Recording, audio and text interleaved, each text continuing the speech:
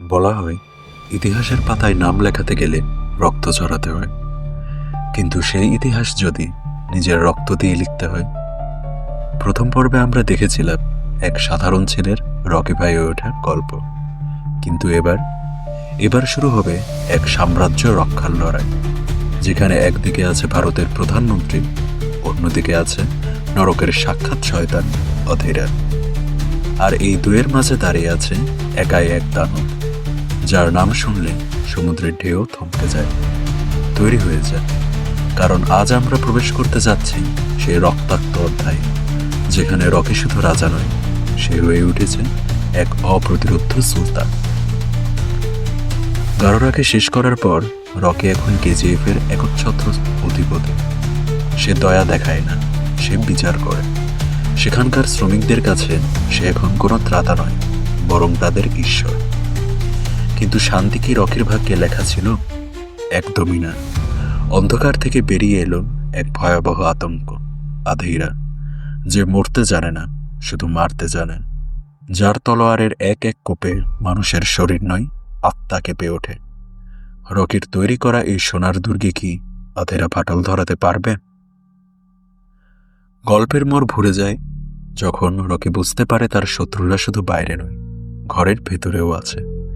একদিকে আধেরার নৃশংস হামলা, অন্যদিকে দিল্লির সিংহাসনে বসা ভারত মাতা রামিকা সেনের কড়া হুঁশিয়ারি।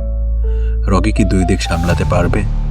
সাসপেন্স তখন চরমে পৌঁছায় যখন আধেরার গুলিতে রকি রক্তাক্ত হয়ে লুটিয়ে পড়ে।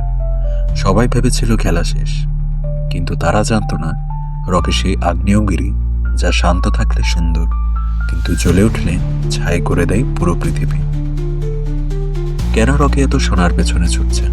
কেন সে সারা দুনিয়াকে নিজের পায়ের নিচে রাখতে চায়? গল্পের গভীরে লুকিয়ে আছে সেই আবেগঘন শক্তি। তার মা তাকে বলেছিলেন, পুরো দুনিয়ার সোনা তোর পায়ের কাছে এনে দিব। রকি সেই কথাটাই রাখছে।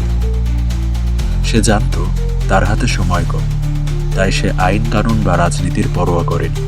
সে চেয়েছিল তার মায়ের অপূর্ণ স্বপ্নকে পূর্ণতা দিতে, এমনকি তার বদলে যদি নিজের জীবনও দিতে হয়। ভিডিওর সব থেকে রোমাঞ্চকর অংশ হলো ক্লাইম্যাক্স, যখন রকি তার বিশাল সোনার ভান্ডার নিয়ে মাঝ সমুদ্রে চলে যায়। একদিকে বায়ুসেনার হামলা, অন্যদিকে রকির শান্ত চাহনি। রকি কি সত্যিই ডুবে গেল, নাকি এটা ছিল তার বিশাল কোনো প্ল্যান? সমুদ্রের নীল জলরাশি যখন রকির সোনা আর তার দেহকে গ্রাস করে নিচ্ছিল, তখন প্রতিটি দর্শকের মনে একটাই প্রশ্ন দিচ্ছিল, ইজ হি রিয়েলি গান? গল্প এখানেই শেষ নয়।